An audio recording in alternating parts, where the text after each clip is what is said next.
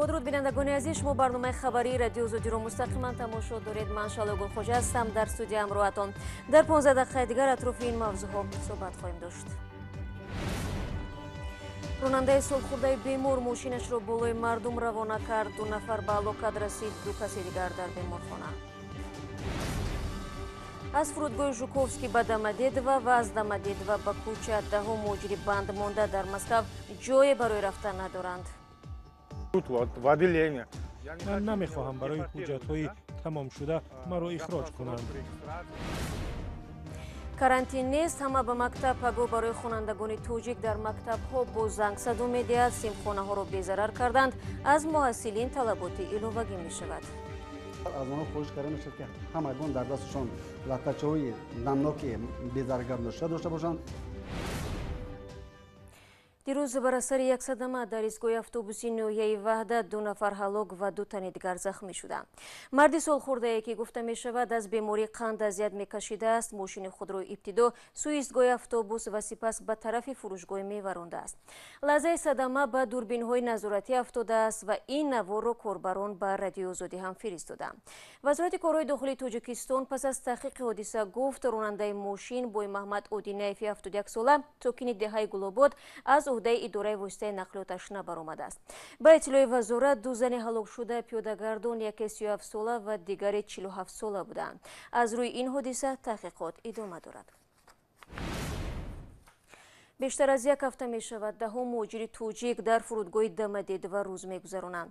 ҳарчанд мақомоти тоҷикистон ҳафтаи гузашта теъдоди аз муҳоҷирони дармонда дар масковро тариқи ҳавопаймоҳои чартерӣ ба ватан оварданд, вале гурӯҳи дигари билетдардаст ҳамоно дар интизори навбати худ барои сафар ба тоҷикистон ҳастанд. хабарнигори телевизиони настоящее время дирӯз аҳволи мусофирони чашмбароҳро ба навор гирифт. این مسافران شرکت اورالسکی آویالینی که میبایست از مسکو به تاجیکستان پرواز کنند 4 روز در فرودگاه ژوکوفسکی منتظر بودند. در روز پنجم انتظاری نمایندگان شرکت سامان ایر به این مهاجران وعده دادند که با هواپیمای چارتری آنها را از فرودگاه домодедово به وطن انتقال میدهند. اما به گفته مصاحبان ما وعده شد و وفا نه، کسی آنها را به تاجیکستان نبرد. واحد رسولوف و همراهانش خیلی میخواهند پولهای دادهشان را پس بگیرند و این فرودگاه را ترک کنند. من در جای کار در واگن زندگی می کردم. کار تمام شد. مهلتی همه حجت هایم، پتنت، قید زیست گذشت. حالا طور می بینید در مسکو کرانتین است. برای برقرار کردن سندها حداقل 2 هفته لازم می شود. من با آخرین پولی که داشتم بلیط خریده بودم. حالا این مهاجران خود را در بنبست می بینند. بر راه افتاده شدند. آنها حتی جایی برای شستشو ندارند، چی رسد به شرایط دیگر. در روی کرسی میخوابند زیرا ماموریت فرودگاه در بالای فرش خوابیدن را برایشان منع کردند. در اینجا تقریبا 200 نفر هستیم. میخواهیم هر چی تیزتر به تاجیکستان برویم. فقط یک هواپیما لازم داریم، دیگر هیچ چیز. مهاجران از آن ناراحتند که مقامات آنها را به حال خود گذاشتند. هیچ کس برای حل مشکلات آنها قانونی کردن حجت و پیدا نمودن جای خواب تلاش نمی کند. در مسکو کار را تمام کردم و سپاریدم. مهلتی به قیدگیری من به پایین رسید. شما میدونید که اگر من کوچه برایم 101 مشکل پیش می آید. بعضیا خوبند، بعضی دیگر بازداشت کرده به شعبه پلیس میبرند. من نمیخواهم برای حجت‌های تمام شده مرا اخراج کنند. با کمک این مهاجران بندمانده تنها هموطنان و اختیاریان رسیدند. می‌خواهیم پابسری خدمت داموی تاجیکستان. ما میخواهیم تیزتر به تاجیکستان برویم. پایها و گلوهایمان درد میکند. ما اینجا بیمار میشویم. در بالای فرش خوابیدن را برایمان اجازت نمیدهند. فقط میشینیم.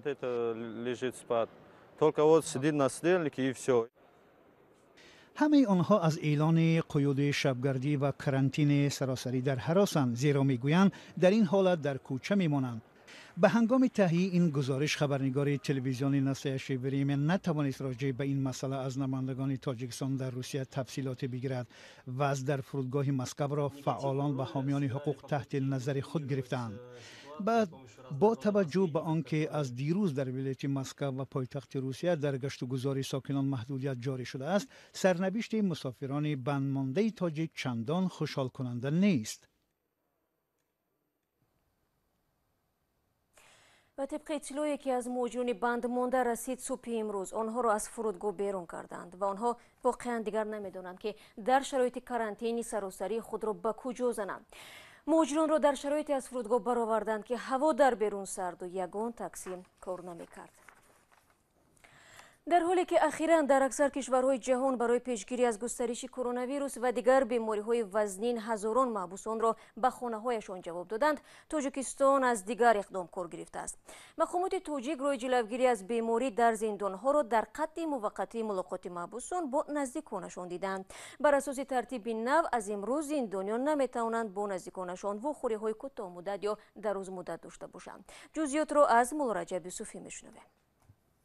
مقامات تاجیکستان گفتند منع واخوری محبوسان با نزدیکانشان به خاطر پیشگیری از خروج کرونا ویروس در زندان ها می باشد. بر اساس دستور نو سر از امروز 31 مارس محبوسان موقتا حق ندارند با نزدیکانشان ملاقات های کوتاه مدت و یا دراز مدت داشته باشند. فعلا معلوم نیست که ترتیب نو تا کی دوام میکند. منصور جان عمرov سردار سرریاست اجرای جزای جنایتی وزارت عدلیه در صحبت با رادیو آزادی گفت بجز از قطع واخوری ها محبوسان و کارمندان زندان ها با نقاب های مخصوص تامین شدند. مقامات میگویند در داخل زندان ها جای های مخصوص آماده کردند که در حالت پیدا شدن بیماری همگیر کووید 19 گرفتاران را به آنجا انتقال میدهند. از همین روز اعتباراً از همین روز موقتاً تمام واخوری کوتاه مدت و دراز مدت بین محبوسان و خویشتبارشان قطع کرده شد. پورا بر تمام محبوسان و هیئت شخصی سرریاست کارمندان هیئت شخصی رستوراتورهای مخصوص جدا کردیم، خودمان استحصال کردیم. کاری همین استحصال همین رستوراتورها را ما براه ماندیم در تمام مؤسسه‌هامون. پورا ما تامین هستیم. تا قانون عفو سال 2019 شماره محبوسان در تاجیکستان حدود 13000 نفر بود که بر اساس وعده مقامات باید 7000 آنها آزاد می شدند. بعد از قبول عفو معلوم نیست که شماره محبوسان در زندانهای تاجیکستان چند نفر است. مقامات تاجیک در حال واخوری محبوسان با نزدیکانشان را منع می‌کنند که در برخی از کشورها برای پیشگیری از ویروس نوی کرونا محبوسان را موقتا به خانه برند. مسئولین اداره زندانهای تاجیکستان میگویند فعلا مسئله آزاد کردن زندانیان مورد بررسی نیست. در تاجیکستان خروج کرونا ویروس که بیماری کووید 19 را برمی‌انگیزد تا حال به قید گرفته نشده است. وزارت تندرستی تاجیکستان میگوید چاره‌های پیشگیری کننده شما برنامه خبری رادیو آزادی رو تماشا دارید. به احتمال زیاد روز 1 اپریل مکتبیان توجیک بعد تعطیل بهاری به مکتب‌ها خواهند برگشت. مقامات توجیک میگویند فعلا برای دراز نمودن تعطیل محصلین ضرورت پیش نآمده، زیرا یگان حادثه سیرتشوی به ویروس کووید 19 در تاجیکستان ثبت نگشته است. اما بعضی والدین جانبداری آن هستند که فرزندانشان در این شب و روز در خانه بمانند. سرویناز روح‌الله و امرالدین اولیموف میگویند حالا مکتب‌ها را برای تحصیل کودکان بی‌ضرر و یا دیزینفکسیا دارند. تعطیل بهاری مکتب بچه‌ها در تاجیکستان تمدید نمی شود و هیچ مکتب به کرانتین فرا گرفته نخواهد شد. مسئولین وزارت معارف و علم تاجیکستان میگویند که مکتب‌ها در سراسر کشور در دوام تعطیل بهاری خوانندگان 2 مرتبه دیزینفکسیا یا بی‌ضرر گردانیده شدند و همین طور خوانندگان از 1 اپریل طبق نقشه درس خود را در مکتب‌ها ادامه خواهند داد. و حالا ما میرویم میبینیم که مکتب‌ها تا کجا به این حالت آماده شدند و تا کجا بی‌ضرر کرده شدند.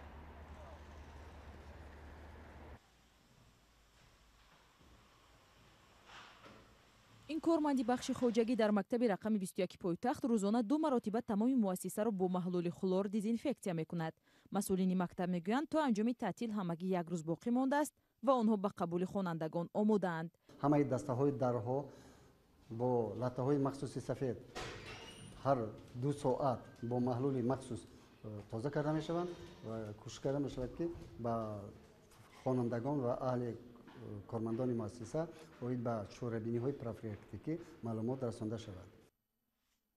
раҳбарияти мактаб мегӯяд дар таътили баҳорӣ муассиса 2 маротиба аз сӯи хадамоти назорати давлатии санитарию эпидемиологӣ поккорӣ шуд. дар ҳоҷатхонаҳои мактаб собун ва дигар маводҳои поккунанда фароҳам шудааст. дар ҳамаи дарсҳои тарбиявӣ ғайр аз дар дарсҳои тарбиявӣ дар ҷамъоматҳои ҳам пагоҳи рӯзӣ ҳам нисфи рӯзӣ ки бо хонандагон гузаронида мешаванд ва хонандагон тарзи дурусти шустушӯ ҳар 2 соат дасташона бо собун шустан таъкид карда мешавад. аз онҳо хоҳиш карда мешавад ки ҳамагон дар дасташон латтачаҳои намноки безараргардонашуда дошта бошанд ва маҳлулҳои антисептикие ки безарар гардонашуда дошта бошанд ва мунтазам санҷишҳо дар ҳамаи синфҳо гузаронида мешавад. дар мактабҳо барои эҳтиёт аз пешгирии сироятёбӣ ба коронавирус аз роҳҳои гуногун истифода мекунанд.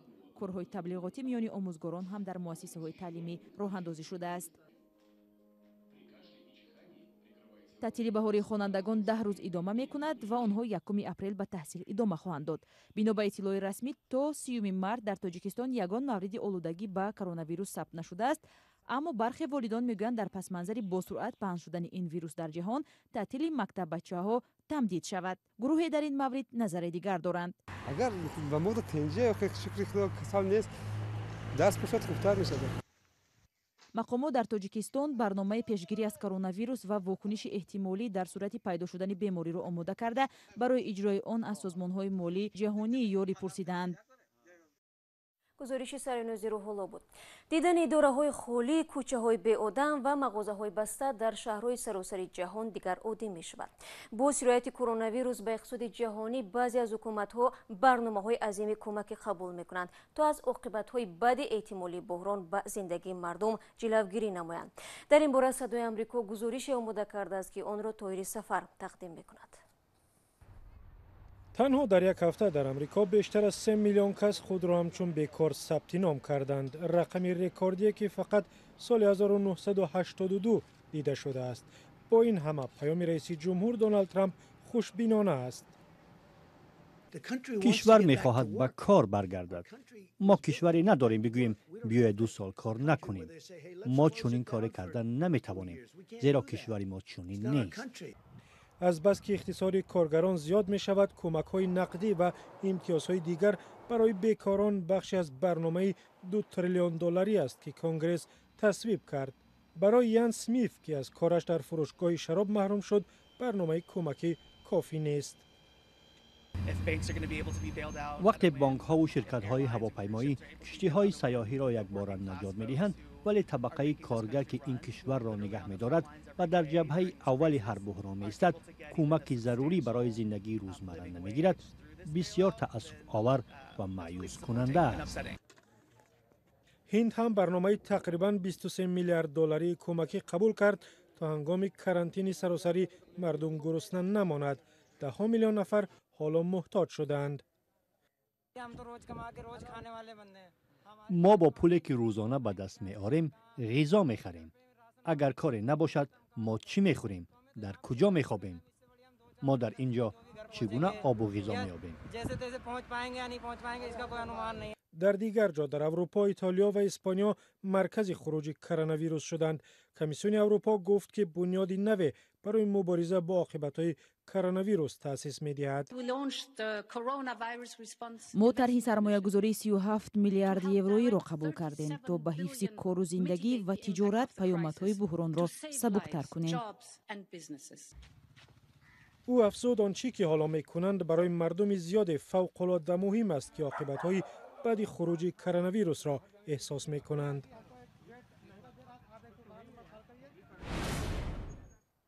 ва мақомот зарари сел ба деҳаи ҳалқаҷари ноҳияи Хуросонро беш аз 1 миллион сомонӣ ҳисоб карданд.